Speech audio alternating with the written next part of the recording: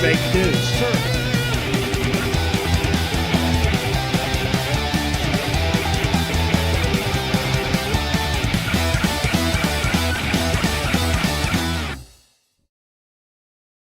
Guten Morgen, Brasília, estamos aqui de volta, eu sou Flávio Morgenstern e você não é. Este, para quem não sabe, é o podcast do Senso em Comum. Neste podcast nós estamos certos, se você discorda, você está errado. É um podcast feito para salvar o Ocidente, exceto, é claro, Vila Madalena e adjacências. Um podcast feito para você ficar mais inteligente e perder amigos. Você que nos conhece sabe que estamos falando há muito tempo antes, inclusive, da nossa pausa de 2 anos por questões de perseguições, como vocês bem podem imaginar em relação ao Brasil, nós estamos falando a respeito do que está acontecendo no mundo, com toda a nossa cultura, com todas as coisas erradas que estão acontecendo e principalmente, este é a nossa maior preocupação, as pessoas que tentam corrigir os nossos problemas acabam criando problemas cada vez maiores. Essa é a própria definição da modernidade.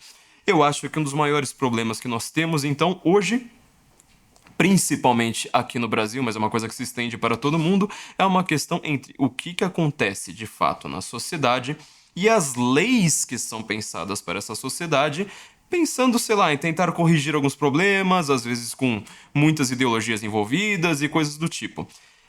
Este panorama todo tem causado resultados completamente desastrosos no Brasil e no mundo. Você vai pensar que desde o Código Napoleônico, sempre foram se inventando mais e mais leis.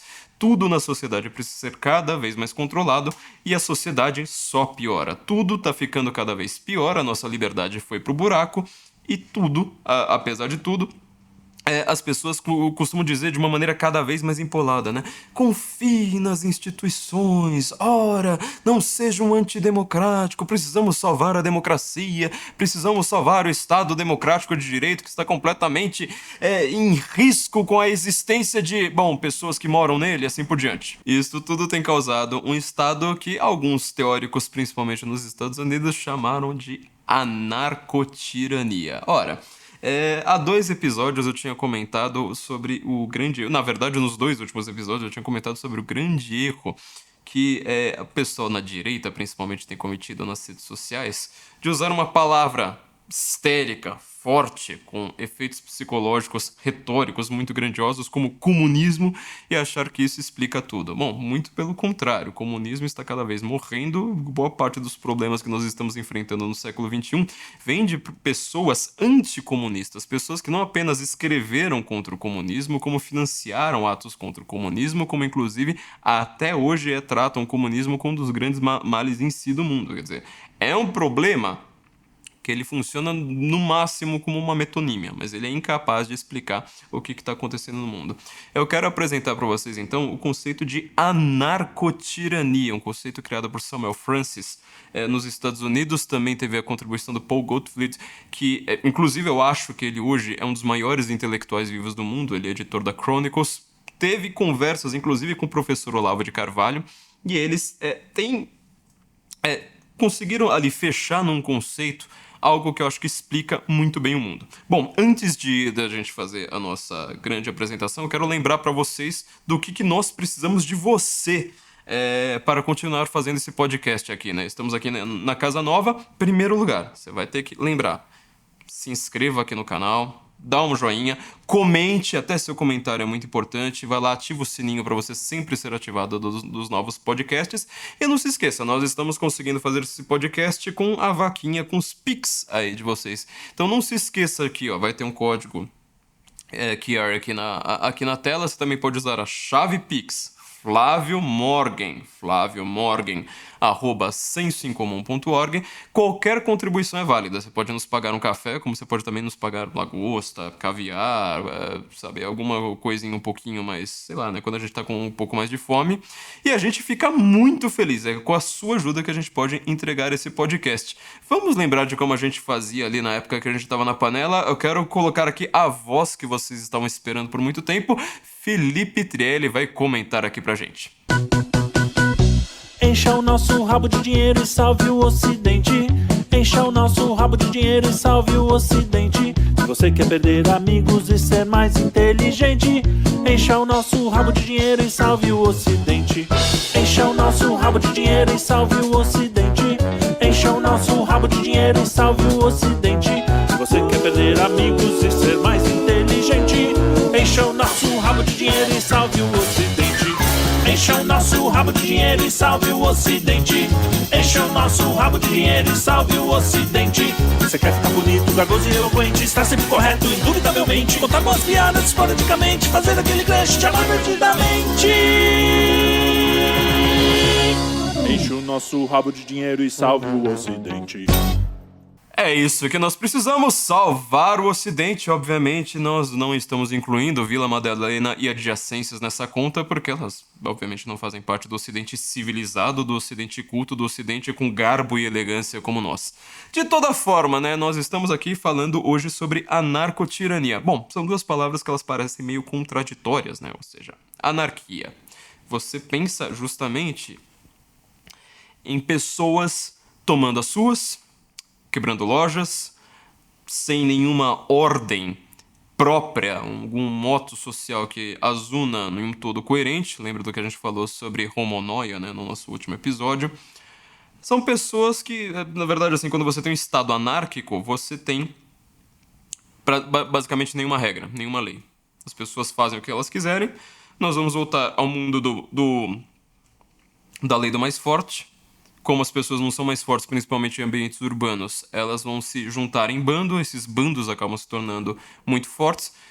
Pouquinho ali como o tema do meu livro, né? Junho de 2013, lembra como é que estavam aquelas primeiras manifestações? Eu tô ficando impressionado em como junho de 2013 foi há tanto tempo, né? Eu comentei na redação da revista Oeste esses dias que eu tinha um livro sobre junho de 2013 e falei assim, né? Aquele cineasta que morreu faz muitos anos, né? Meu Deus do céu, eu tô ficando velho mesmo. Mas aquilo ali foi um momento anárquico. Uma anarquia, ela geralmente precede uma revolução. Mas um momento anárquico, a forma da ação direta, né, ao contrário dos revolucionários como os marxistas, por exemplo, ela tem como objetivo trabalhar no caos, ou seja, pilhagem, explodir uma porta de loja, uma vidraça lá, pilhar toda aquela loja, impedir o funcionamento normal da sociedade, assim por diante. Isso é uma anarquia. Quando você fala anarcotirania, a primeira impressão que você tem é de juntar dois conceitos opostos, né? Ou seja, o tirano, você vai presumir exatamente o contrário, ou seja, todo o controle, toda a ordem, toda a lei, todo o desejo de unidade daquela sociedade está nas mãos de uma única pessoa. Esse tirano vai impor a sua vontade acima das leis, sem se preocupar, na verdade, com nada. Ele sempre vai tentar buscar alguma legitimidade, seja uma legitimidade divina, antiga. Hoje em dia, boa parte dos tiranos, boa parte, assim, praticamente todos, né, falam em nome da democracia, inclusive, né, o Putin, ele vai se considerar um democrata, o Assad na Síria, ele se considera um democrata, Nicolás Maduro na Venezuela, idem, a mesma coisa, e isso é uma coisa que está também constante no século XX, tá? Partido Democrático Operário Russo, ele que tinha gerado, né, Lenin, Stalin, Trotsky, toda aquela turma. Quem viu o nosso Guten Morgen Go, né, nosso curso sobre a Primeira Guerra Mundial, lembrando que tanto ele quanto a Formação Senso em Comum vão voltar no ar nas próximas semanas, estamos nos últimos preparativos para isso, mas quem viu meu curso ali sobre a Primeira Guerra Mundial, aquilo que realmente determinou os rumos do mundo como nós o conhecemos hoje, sabe que o Hitler, ele tinha, em primeiro lugar, uma pregação pró-democracia. Ele estava criticando o Império Austro-Húngaro, lembrando que o Hitler não é alemão, né? Apesar de ele ter nascido quase na fronteira, praticamente na fronteira com a Alemanha, ele nasceu em território austríaco. Ele era um austríaco e não um alemão. Ele está criticando o Império Austro-Húngaro por ser um império multiétnico, um império parlamentar, onde tinham 11 línguas ali, né? Muitas etnias ali, acho que 14 etnias no mesmo sistema político, e ele gostava de observar, né, a famosa oclusão parlamentar, né, ou seja, alguém que, quando seu grupo étnico estava em minoria, ia lá no parlamento e começava a falar longamente, longos discursos completamente aleatórios, simplesmente para fazer oclusão no parlamento, assim, até você conseguir traduzir aquele negócio para o eixo central ali, que era germânico e húngaro conseguir entender, etc., você tinha acabado com a sessão. O Hitler, ele está criticando esse sistema monárquico, multiétnico, parlamentar, que era a coisa que Hitler mais detestava, e queria uma democracia muito mais direta, ou seja, a grande reclamação dele é com o parlamento e não com a democracia. Ele usa a democracia para destruir a monarquia. Só que, bom, vários dos tiranos, então, já de longa data, têm usado a justificativa da democracia, ou uma justificativa divina, ou uma justificativa histórica, ou coisa do tipo. Mas são tiranos, né? São tiranos, não adianta. Na hora que eles conseguem subir ao poder, eles são tiranos. É que eu tô ignorando um pouco aquele conceito de democracia que eu sempre uso aqui, que é o conceito correto, platônico, perdurou por 23 séculos entre Platão e Locke. Tá no Tocqueville, tá no Donoso Cortés, tá no, sei lá, no Berdyaev, tá? Onde você vai pensar nos grandes pensadores, John Milton, todos os grandes pensadores da democracia, eles pensaram exatamente usando aqueles conceitos que eu uso, né? Hoje em dia que a gente deu um outro sentido para esta palavra. Mas o tirano, sendo tirano, ele consegue impor a sua vontade. Se ele vai dizer que aquela sua vontade é uma lei, etc., isso aí não importa aqui no caso. Ele é um tirano. Não parece o contrário de uma anarquia? Ou seja, o tirano, ele impõe a regra. Se você, dentro de uma tirania, entra numa loja, quebra os vidros, rouba toda aquela loja, você provavelmente vai estar na cadeia ali em minutos, né? Inclusive, este é o grande apelo que boa parte dos brasileiros, né, um povo meio afastado, inclusive geograficamente, do grande debate mundial, tem tido recentemente em relação a Vladimir Putin, né? Pensando, olha, o Brasil é um país completamente fora de ordem, mas veja, lá na Rússia, eurasiana, mimimi, você vai ter uma ordem antiliberal.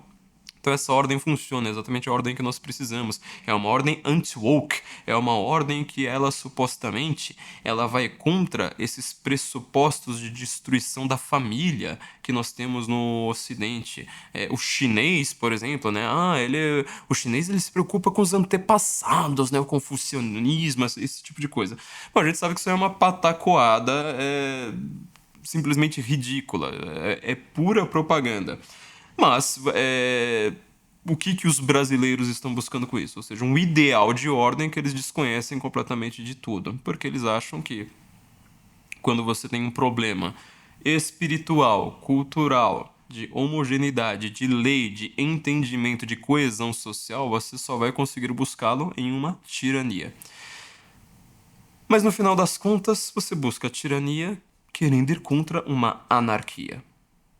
Por que então nós podemos dizer que a sociedade hoje, e aqui é curioso como boa parte desses pensadores, eles fazem um recorte temporal muito próximo um do outro, né? Ou seja, isso aí começou a ser teorizado nos anos 50, começou a se materializar nos anos 60, virou uma coisa muito forte e institucionalizada nos anos 80.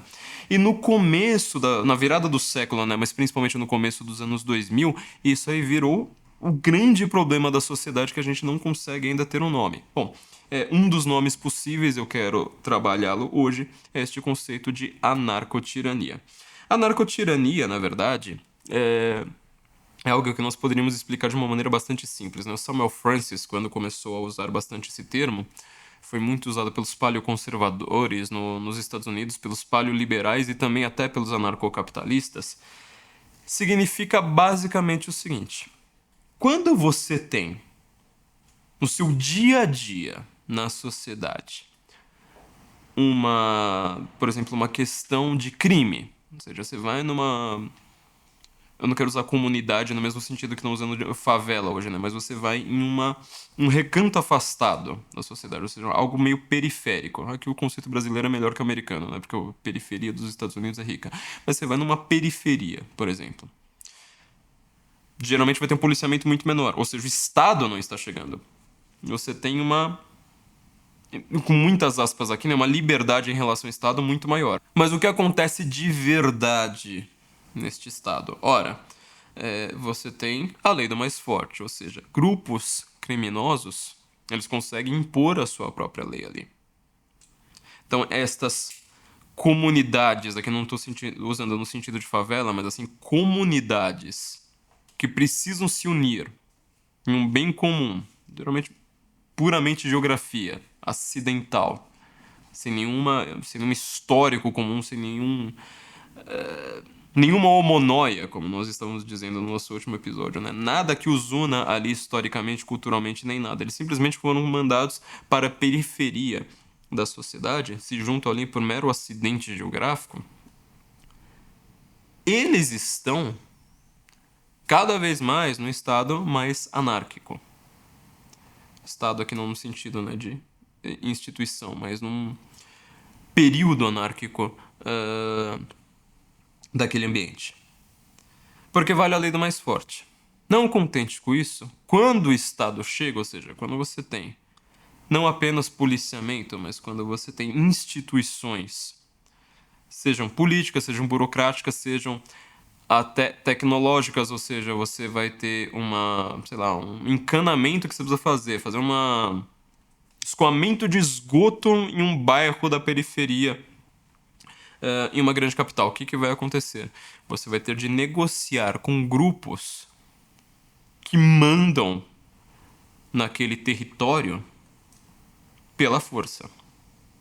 Se você pensar, o exemplo supremo é a favela do Rio, né? Mas assim, não é só lá que acontece. Você vai em bairros de São Paulo que não precisam ser bairros que sejam, sei lá, entendidos como uma favela, você vai ver a mesma coisa. Você vai ter líderes comunitários, você vai ter, às vezes, pastores evangélicos, às vezes, pessoas que pareçam ser mais ou menos, sei lá, mais morais, ainda assim mandando naquelas comunidades com mão de ferro. Você praticamente é súdito, né, dessas pessoas.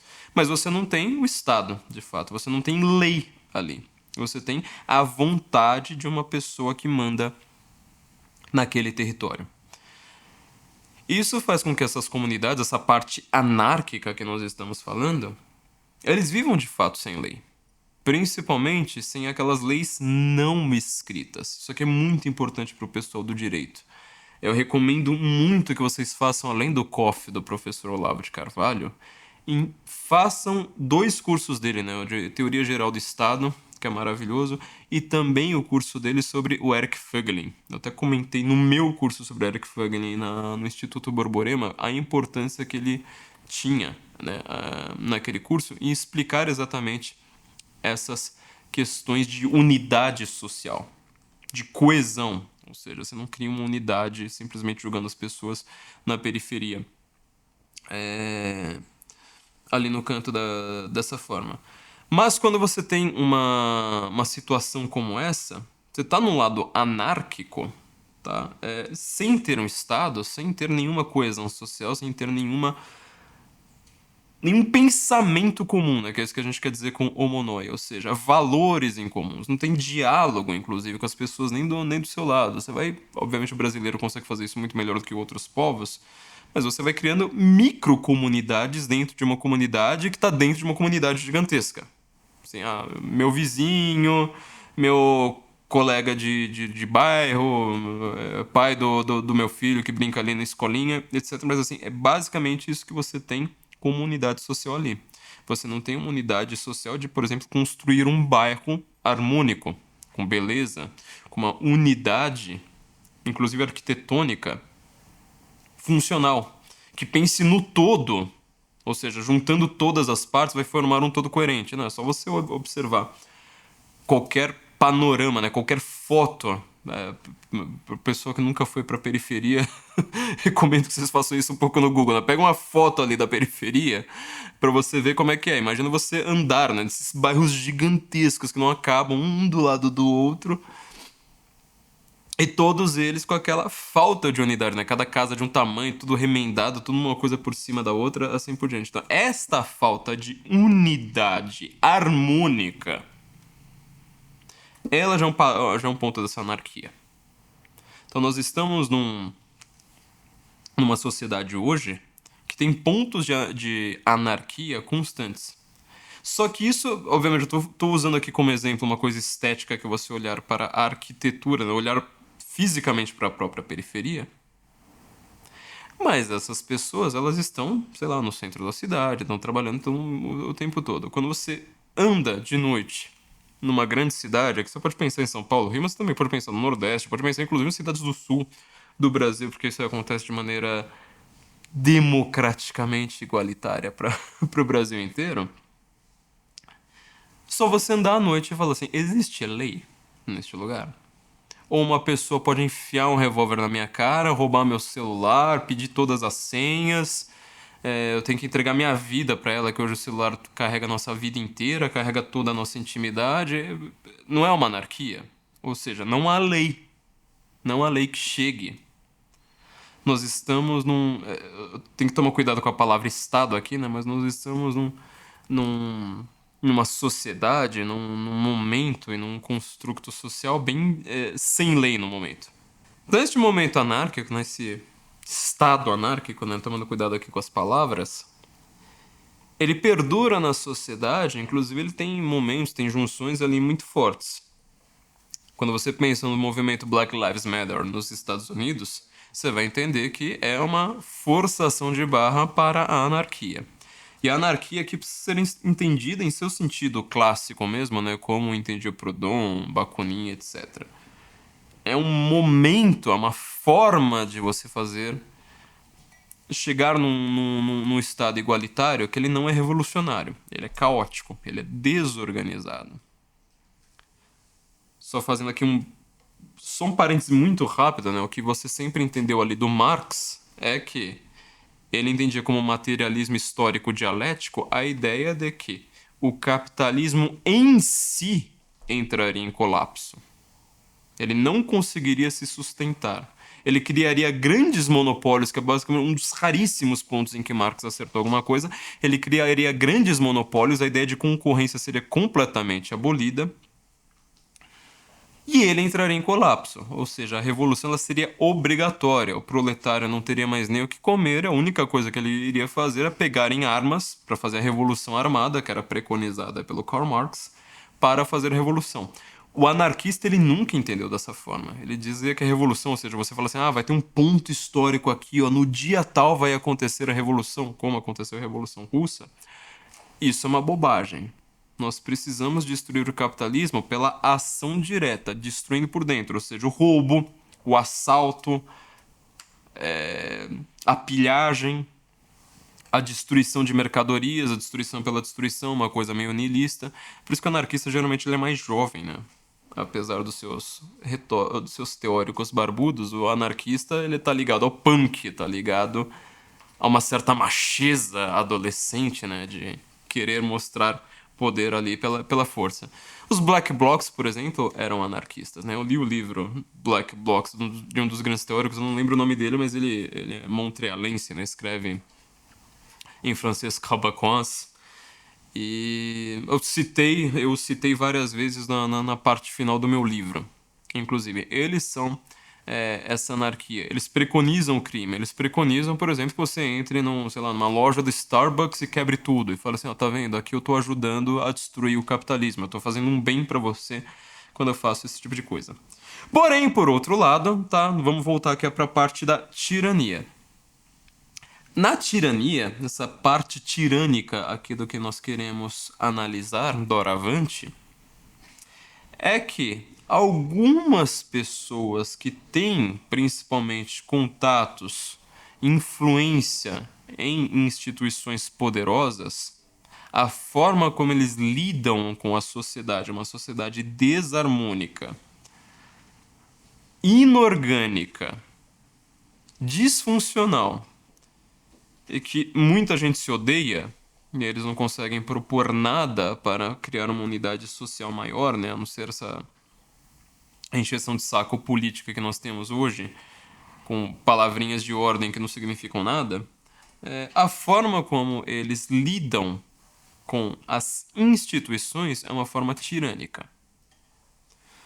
Eu falei no nosso último episódio sobre como o estado de exceção ele é usado com extrema constância hoje, né? Até citei o Glenn Greenwald, né? Para você que quer entender.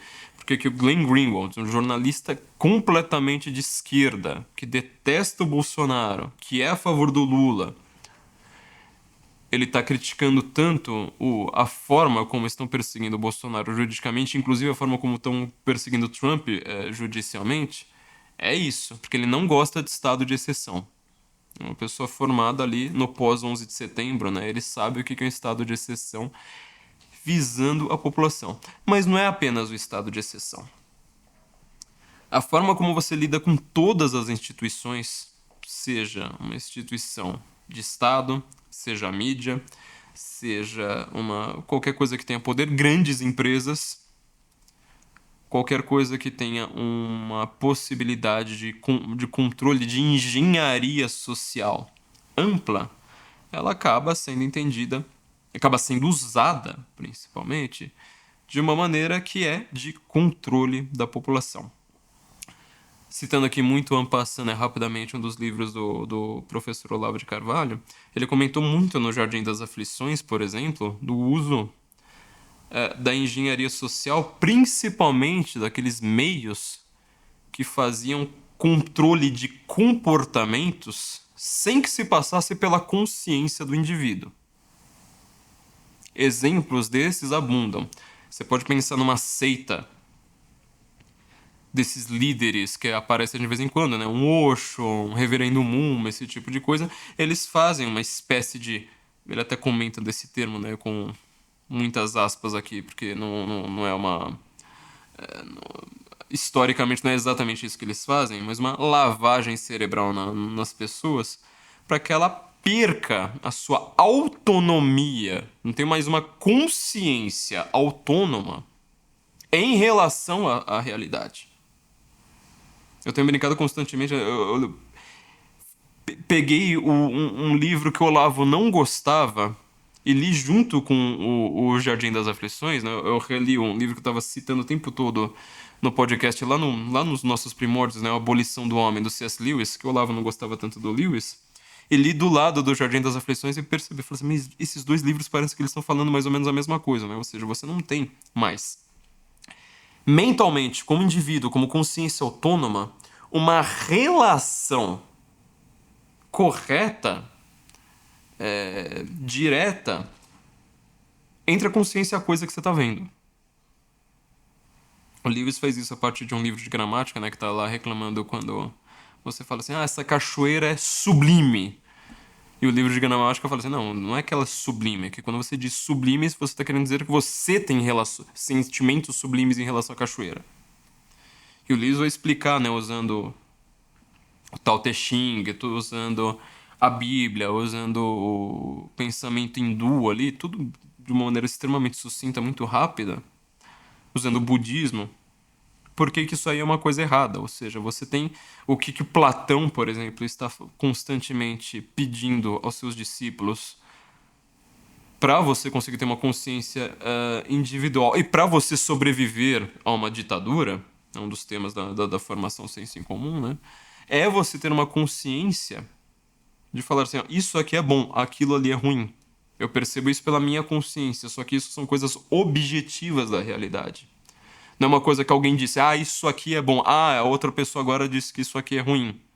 Agora a mídia está dizendo que aquele nadador lá com uma giromba de 22 centímetros é uma mulher. Olha, agora estão me dizendo que controlar as pessoas e impedir que elas tenham acesso à informação é a coisa mais importante para as pessoas votarem livremente. Você repara como a gente está perdendo isso em muitos aspectos do nosso cotidiano, assim, de todo dia. Se você conseguir pensar nisso de hora em hora, fala assim, mas quantas vezes na última hora eu vi alguém perdendo a conexão objetiva entre objeto e coisa? Ou seja, entre ver uma cachoeira sublime e falar assim, tem uma palavra aqui que significa exatamente o que essa cachoeira é, sublime. Não é um sentimento meu, é o objetivo da cachoeira.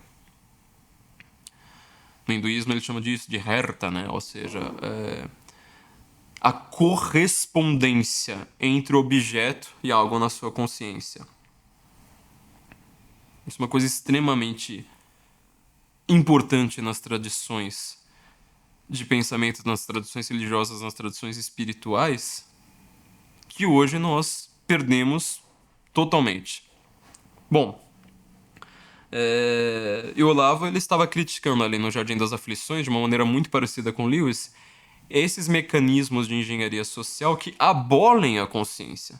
Assim, nós vamos fazer uma supressão aqui da sua consciência Uma coisa que ele cita bastante, por exemplo, é a hipnose. A hipnose que foi usada como um meio de você ter controle sobre a vontade das pessoas, ou seja, uma pessoa hipnotizada, ela age, ela pensa, ela olha para um gato, vê que é um gato, ela olha para o sinal vermelho no trânsito, ela para, só que ela perdeu a vontade autônoma, ou seja, ela faz o que o hipnotizador comanda a ela, achando que é a sua própria vontade. Então, esta consciência individual, né, foi sempre o tema do Olavo, né, consciência individual contra a tirania do coletivo. Essa consciência individual é o que nós teríamos como um remédio contra isso. Mas hoje em dia, você toma justamente a autoridade não mais da sua consciência, você toma de instituições. E é por isso que os tiranos de hoje em dia, em primeiro lugar, eles não se apresentam como tiranos. Eles não dizem mais, eu sou o ditador, eu mando. Ele vai dizer, eu sou a democracia, eu mando. Discordar de mim é discordar da democracia. Portanto, e olha só como isso aqui é um ponto extremamente curioso quando a gente vai tentar reler estes livros hoje, é você pensar assim, mas espera aí, se quando eu discordar desta pessoa, eu supostamente estaria discordando da democracia, ou seja, uma instituição que deveria me garantir a liberdade, portanto, eu devo entregar a minha liberdade a você, você está perdendo a sua consciência autônoma. Você está entregando. É hipnose constante pela mídia. Mas hipnose no sentido clássico, ou seja, você para de pensar por conceitos objetivos da realidade e você começa a raciocinar por metonímias colocadas pela mídia, né? Olha só, democracia não combina com fake news, portanto nós precisamos regulamentar as redes sociais, né? Um exemplo que eu sempre dou aqui. Porque ele consegue ser extremamente contraditório em uma frase muito simples.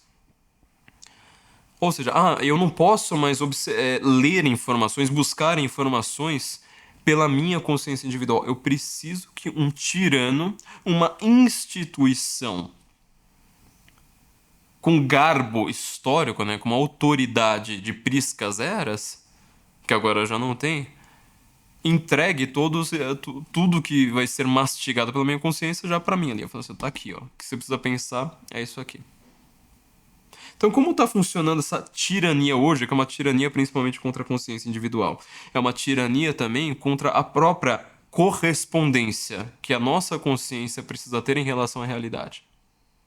É uma tirania, eu já falei muitas vezes aqui, né, que usa palavras de maneira metonímica que acaba tendo resultados invertidos, né? Ou seja, vamos censurar em nome da democracia, vamos impedir que as pessoas falem em nome do Estado Democrático de Direito, vamos, inclusive, sei lá, controlar, regulamentar. Você vê, se você tentar assistir 1 hora de Globo News, 1 hora de CNN, 1 hora de qualquer programa Band News, essas coisas aí que ficam comentando notícia o dia inteiro, pega uma pinga e fala assim, eu vou virar um shot de pinga cada vez que esses caras usarem a palavra regulamentação, qualquer metonímia. Se você fala assim, eu consegui identificar que isso aqui é uma metonímia para algo, eu duvido que você não vai beber 1 litro de pinga em menos de 1 hora.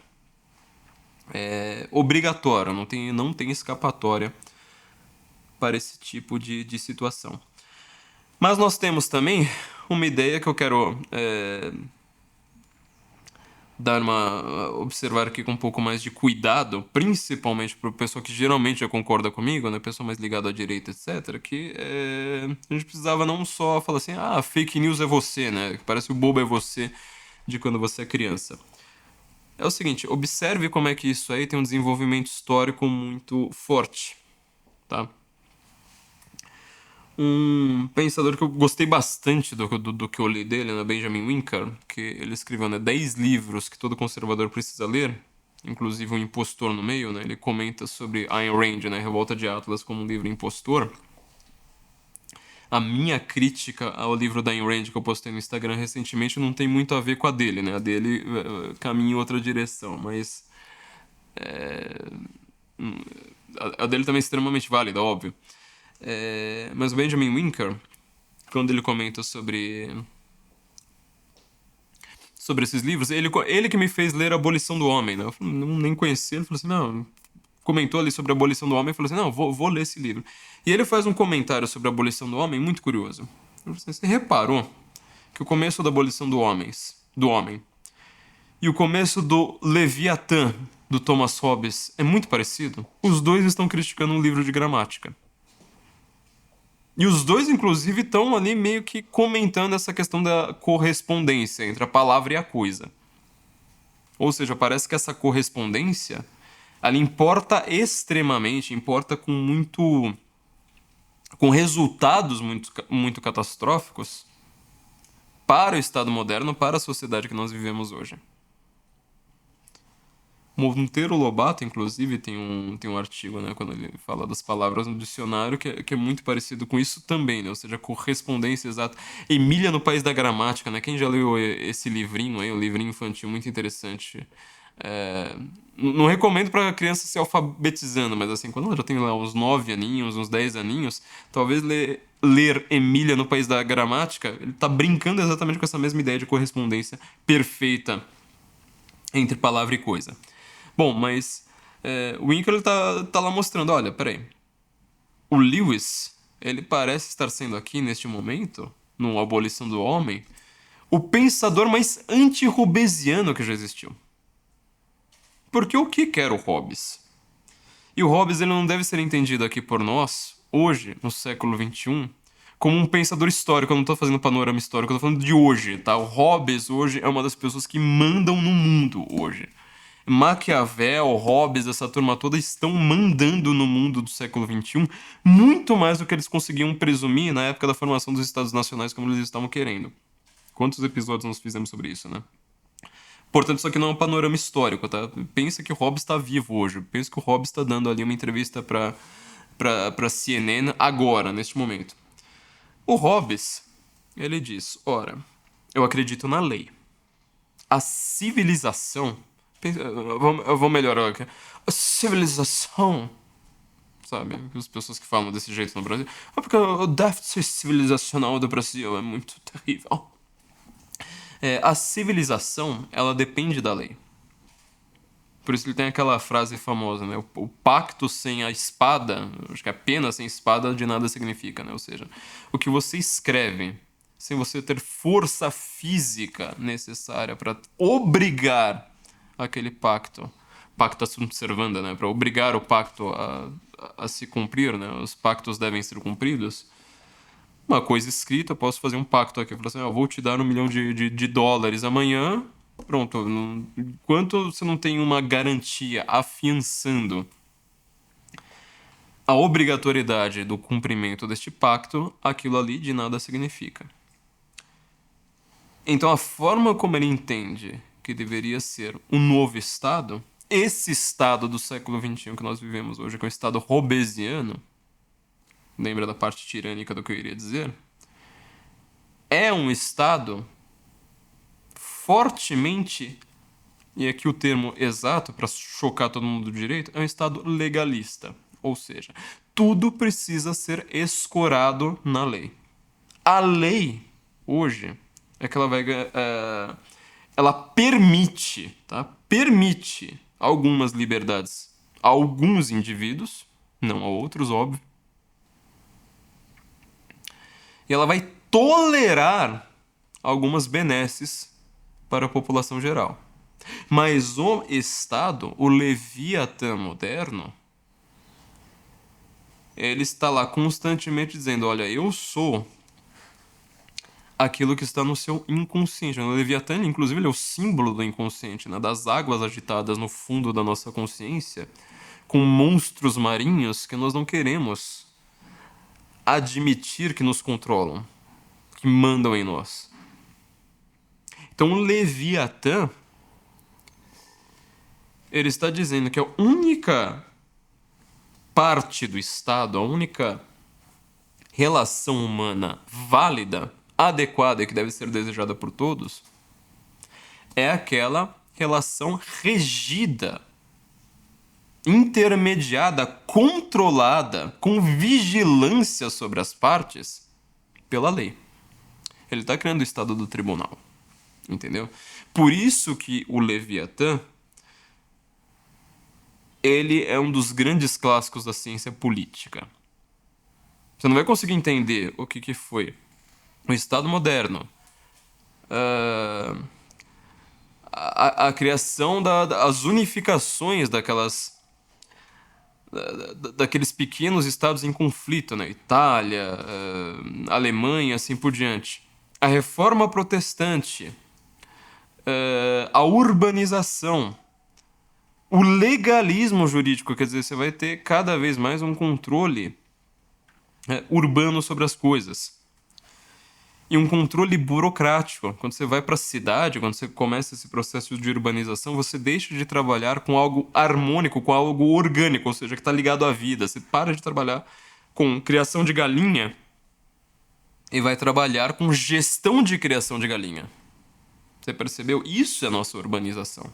Nós não trabalhamos mais com vida. Nós trabalhamos com descrições. E esse estado leviatânico, ele, em teoria, está... Qual que é o grande inimigo do Leviatã? O que o Hobbes quer tanto combater? Ele quer combater o caos. Ele quer combater a anarquia. Por isso, outra frase famosa dele, né? O homem é lobo do homem. Ou seja, deixado no seu estado natural, vale a lei do mais forte, tudo precisa ser intermediado pelo Estado, porque não vai ter mais a lei do mais forte. Isso é o que o Hobbes pensa. Não é o que eu penso, definitivamente. O Estado em si é uma força que está mostrando que quando você é inimigo do Estado, ou seja, a pessoa de carne e osso, um agente que tem o controle sobre algo do aparato repressivo do Estado, do aparato investigatório do Estado, do aparato, inclusive, de decisório sobre leis, sobre não sei mais o que, ele tem um controle sobre a sua vida. E ele é muito, mas muito mais forte do que você. Então, assim, eu não acredito que... Não acredito que o homem é lobo do homem. Pra mim, o homem do Estado é simplesmente o homem engravatado é lobo do homem que tá lá só com uma plaquinha na Avenida Paulista implorando por clemência e justiça dos céus. Isso sim. O homem engravatado, ele é realmente lobo do homem com plaquinha na Paulista. Mas esse estado, ele tá, em teoria, tá? Vamos voltar aqui ao ponto fundamental, dando essa volta. Em teoria, ele tá indo contra a anarquia. Ele tá indo contra o caos. Ele quer a intermediação legalista, o estado da lei, contra algo caótico, contra algo... uma sociedade mais, vamos dizer, difícil, né? Olha só, aqui não tem lei. Faço uma pausa aqui pra gente entender, né? Na verdade não é uma pausa, é exatamente o desenvolvimento que eu queria. A lei hoje, com tantas mudanças que nós tivemos, principalmente pelos movimentos garantistas, né? É que eles não se chamavam garantistas, mas eles foram beber de fontes lá de trás, né? No direito lá pra trás de 2, 3 séculos, principalmente do direito revolucionário francês. Mas até, sei lá, um Cesare Beccaria, vários desses autores vão pensar nisso. Esse direito garantista, um direito em que o Estado ele é que te permite ter liberdades. Eu acho isso aqui é o grande risco que nós corremos hoje. Este Estado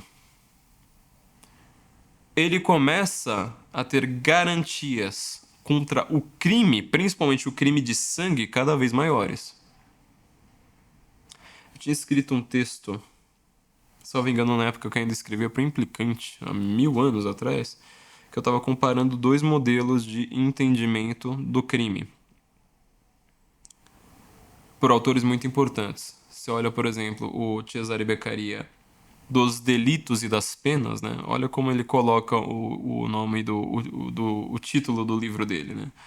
Delitos, ou seja, uma coisa de só menos importância. Dá a impressão que ele tá falando assim, olha, né, aqui onde que eu vivo, você não pode roubar uma bala, você não pode roubar um pedaço de pão na padaria, que eles vão cortar sua mão e depois cortar sua cabeça na segunda tentativa. São delitos. As penas é que são um problema.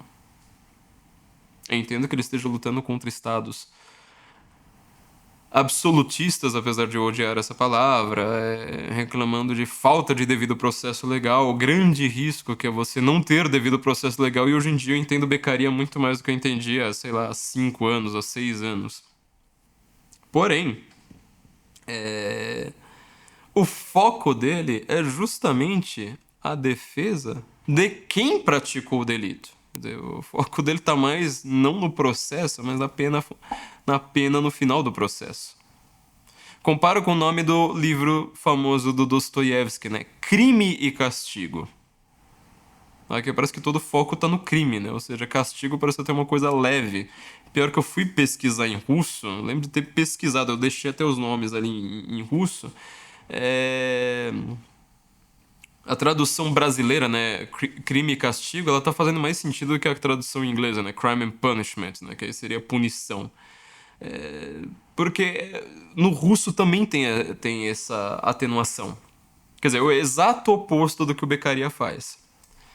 Qual livro eu acho que é espiritualmente mais elevado? Não tenho a menor dúvida que é Crime e Castigo do Dostoiévski. Nem comece a ter uma dúvida em relação a isso. Então entenda, aquele estado hobbesiano legalista, ele tem se tornado, com o passar do tempo... Aliás, legalista não é no sentido que nós usamos hoje, né? Mas ele quer dizer... Todas as relações do homem com o homem, inclusive do homem com a natureza, precisam ser regidas pela lei. Então, assim, cada vez menos você tem um direito, o chamado direito natural, né? Ou seja, eu tenho o direito de me alimentar. Eu tenho o direito de evitar a dor. Eu tenho o direito de ter o fruto do meu trabalho para mim mesmo. Você repara que se você pegar esses 3 pontos aqui, falando dessa forma, parecem extremamente básicos, eles não são observados pelo direito hoje.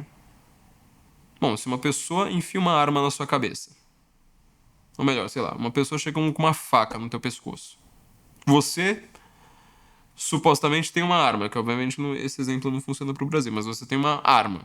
A pessoa chega com uma faca pra você. Fala, eu quero o seu celular. Por que você não pode, por exemplo, sacar uma arma e assustá-la? Não tô falando pra matá-la aqui, tá? YouTube, tô deixando bem claro. Por que você não pode assustá-la, por exemplo? Você poderia falar assim, eu tenho o direito de me alimentar, então eu não quero morrer agora. Eu não quero. Tenho o direito, é um direito negativo, eu tenho o direito de não ser morto. Eu quero me alimentar amanhã, eu quero continuar respirando. Tenho o direito de não sentir dor. Eu tenho o direito de ter o fruto do meu trabalho para mim mesmo. Uma coisa simples como essa, você já fala, olha, são 3 direitos que são reconhecidos por qualquer sociedade do mundo, mas que o Estado democrático de direito ele é incapaz de reconhecer. Porque esse Estado leviatânico, ele é um Estado em que a lei, a liberdade, aliás, ela só é uma concessão do Estado. Sendo do Estado, aqui eu friso muito a teoria do professor Olavo de Carvalho. Não é o Estado como uma instituição. Isso pro Brasil é muito forte pra gente, né? Olhando para o noticiário. São as pessoas de carne e osso, com as suas ideologias, com as suas idiosincrasias, com seu histórico, com seus problemas mentais, inclusive. Alguns ali deveriam estar de camisa de força, na mais branda das hipóteses. Essas pessoas é que fazem uma concessão para nós, ou seja, isso aqui eu deixo você ter liberdade de ler. Aquilo ali não. Então esse Estado, ele é tirânico em relação a algumas coisas. Só que assim, ele vai sendo cada vez mais laxista, abolicionista, principalmente no ramo penal, principalmente para crimes de sangue. Só você pensar, você. Vou falar uma coisa aqui bem. YouTube, toma cuidado, tá? É só uma brincadeira, mas assim. Pense pela lógica numérica. Se houver uma batida policial na sua casa, você acha que você tem mais riscos de ir para a cadeia se no seu computador tiver memes envolvendo um político ou um burocrata, ou se você tiver sei lá quantos quilos de cocaína que eles pegam com os caras aí dos PCCs e comandos vermelhos da vida? Se você tiver, por exemplo, sei lá, um escritório no fundo da sua casa com 56 milhões em dinheiro vivo de propinas de empreiteiras, em 5 anos você vai estar livre ou solto. Mas se você tiver uma foto, por exemplo, com uma bandeira do Brasil perto de uma instituição militar? Você entendeu onde que eu quero chegar? Então, assim, o Estado, ele é completamente tirânico em relação ao controle social, em relação à engenharia social, em relação a mecanismos que envolvam principalmente comportamentos não conscientes. Que eles determinem seu comportamento ou abolindo, ou ignorando, ou driblando a sua consciência. Porque neste momento o Estado ele vai conseguindo mandar cada vez mais. Por exemplo, eu conheço um país que tem uma instituição lá que ela, assim, ela é firme e rígida no controle democrático. Ela quer a democracia ali e ela que evita que a democracia daquele país seja erodida. Ou seja, essa instituição é que permite que as pessoas votem livremente. E essa instituição, ela faz censura prévia nesse país, admitindo que é prévia, censura filmes que não estão prontos, que vão, pelo seu pensamento, vão favorecer um dos candidatos. O outro candidato, por exemplo, ele tinha tomado uma facada e essa instituição deixou livremente um documentário falando que a facada era fake, tá, de um grande veículo de mídia daquele país. Então ela faz censura e ela diz que um dos candidatos é a própria democracia. Ou seja, é como um juiz de futebol, né? Eles são vários juízes que tem nesse país, mas são desses países, sabe, tudo ferrado, assim, tipo, essas ditaduras perdidas por aí. Eles dizem que eles vão salvar a democracia favorecendo abertamente um dos candidatos. Tá? Então, assim, eles estão fazendo um controle tirânico, é um controle que não passa pela consciência das pessoas. O uso de palavras, inclusive com programação neurolinguística, é exatamente para que se favoreça a aceitação de uma tirania. Só que essa tirania ela está voltada para as pessoas comuns. Agora, se essa pessoa for um criminoso, se essa pessoa, sei lá, tiver matado um pai de família na frente dos filhos em troca de um celular, tiver, sei lá, esfaqueado alguém num assalto a um posto de gasolina, se essa pessoa tiver, sei lá, recebido milhões de contratos de uma empreiteira, de propina, aí é anarquia, entendeu? Você tem que sempre lembrar, olha, o Estado não pode ser punitivista, não podemos ter um poder inquisitorial, né? Ele sempre usa essa palavra de uma maneira completamente errada, justamente porque a Inquisição foi quem inventou o inquérito em que a mesma pessoa não podia julgar e investigar, em que as únicas pessoas punidas pela Inquisição em toda a história foram as pessoas que confessaram seus crimes. E, inclusive, essa visão de que a Inquisição era a grande máquina de tortura, boa parte daqueles instrumentos de tortura nem existiam na Idade Média. Essa Inquisição, ela foi o primeiro tribunal do mundo a abolir a tortura, que já existia em todos os tribunais antes. Ela foi paulatinamente, mas muito rapidamente, abolindo a tortura como meio. Mas veja como eles usam exatamente esse termo, né? Ah, não podemos. Agora, né? Se você tá falando aí de, sei lá, um estuprador em massa, de um pedófilo, de um sequestrador. Ai, não podemos ser punitivistas. Não podemos ter um processo inquisitorial. Precisamos ser legalistas. Em compensação, se você, sei lá, gosta do seu próprio país, aí você tem uma situação completamente tirânica, tá? É... Muitas pessoas têm falado a respeito do que está acontecendo no Brasil e no mundo, né? Principalmente, com uma coisa que eu tinha comentado no nosso último episódio, com instituições transnacionais, com instituições de governança. Eu gostaria muito que a gente trabalhasse um pouco esses termos para você não ficar usando só essa metonímia fraca com imaginário capenga e usada de uma maneira postiça, quer falar tudo é comunismo, é comunismo, é comunismo, achando que com a repetição de um termo histérico você está demonstrando força. Não, você está fazendo justamente o contrário. Poderíamos falar, por exemplo, que nosso estado hoje é um estado tecnocrático. Melhor pessoa, isso eu falei num podcast, mas há muito tempo, a melhor pessoa que analisa o estado tecnocrático que eu vi no mundo, você pode procurar por Technocracy em inglês, né? Ninguém vai chegar aos pés dele, foi o nosso José Pedro Galvão de Souza, tá? Eu lembro que eu até brinquei, né, que eu tinha esquecido o nome dele, apesar dele ser muito famoso.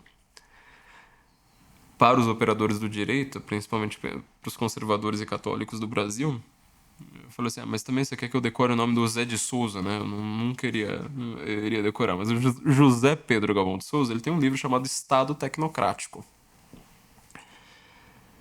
Gente, é uma das obras-primas supremas escritas no século XX, que, assim, o mundo não conhece porque ela foi escrita em português, as pessoas não sabem, o mundo não conhece português.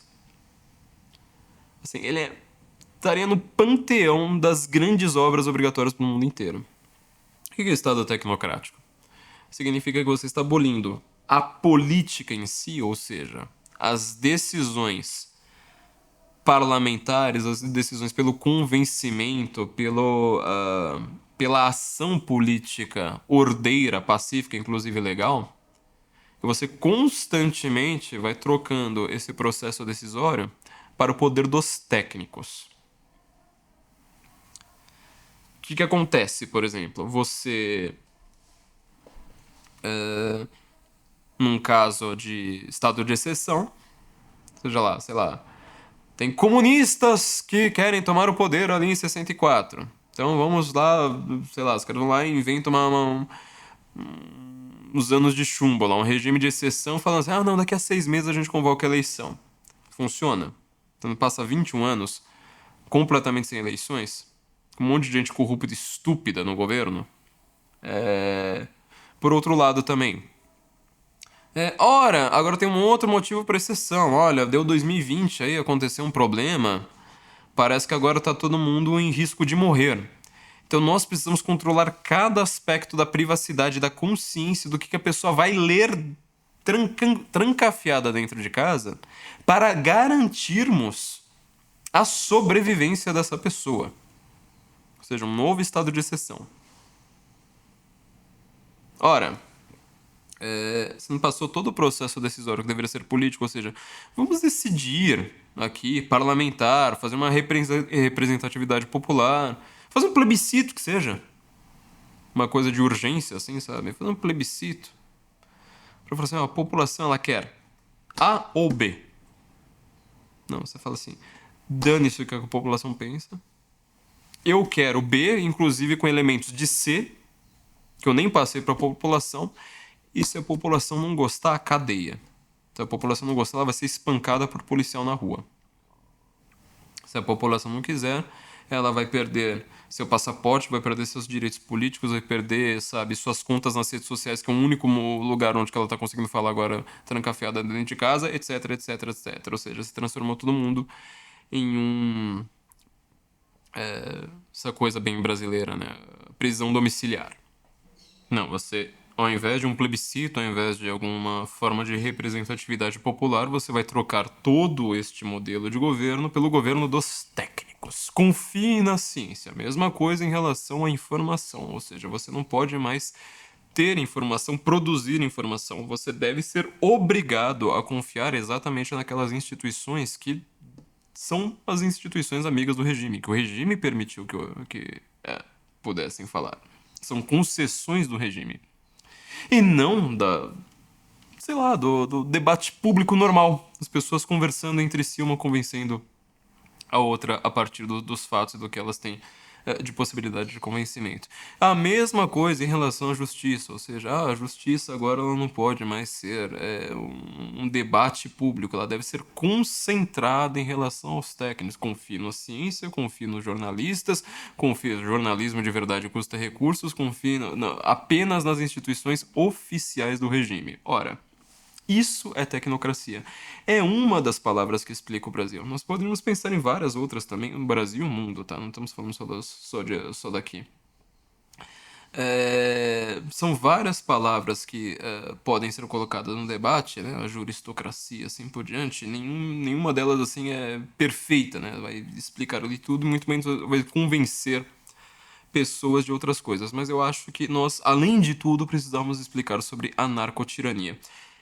Porque eu acho que o sentimento de boa parte da população do Brasil, e aqui assim, não tem a ver com direita e esquerda, tem um pouco, né? Mas assim, não tem tanto a ver com direita e esquerda quanto se pensa, é o seguinte. Até pouquíssimos anos atrás, menos de uma década, sei lá, 2017, vou colocar esse ano aqui, até 2017, chutando um ano aleatório, a população não tinha medo da polícia. Obviamente, tem populações que elas são muito mais propensas a ter problemas injustificados e injustos com a polícia, né? A população negra, a população pobre, esse é um problema que a direita deveria cuidar, tá?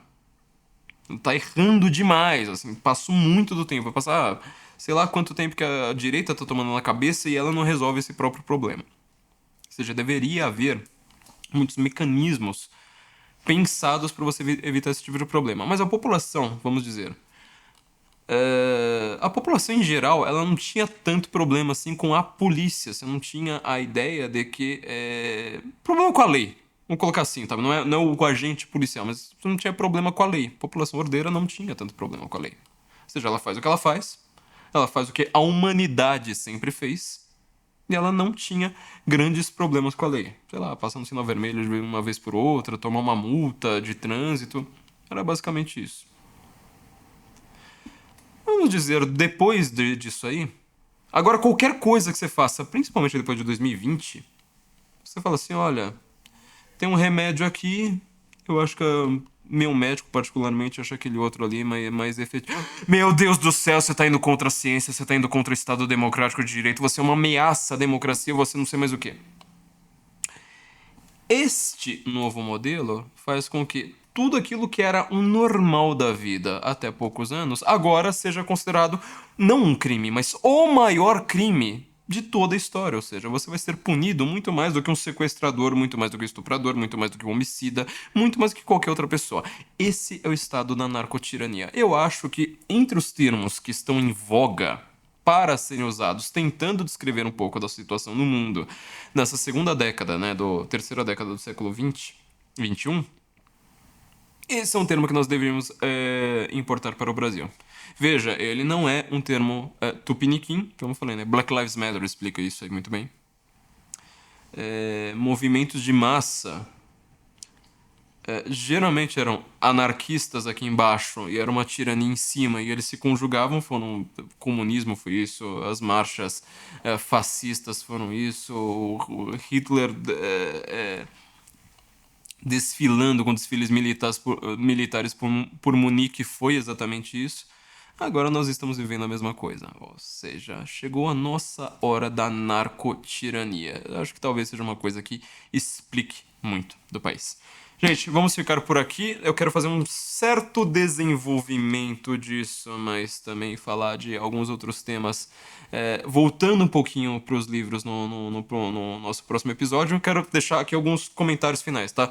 Mais uma vez, lembrando, a Formação Senso em Comum, nosso clube de cursos, tá voltando ao ar.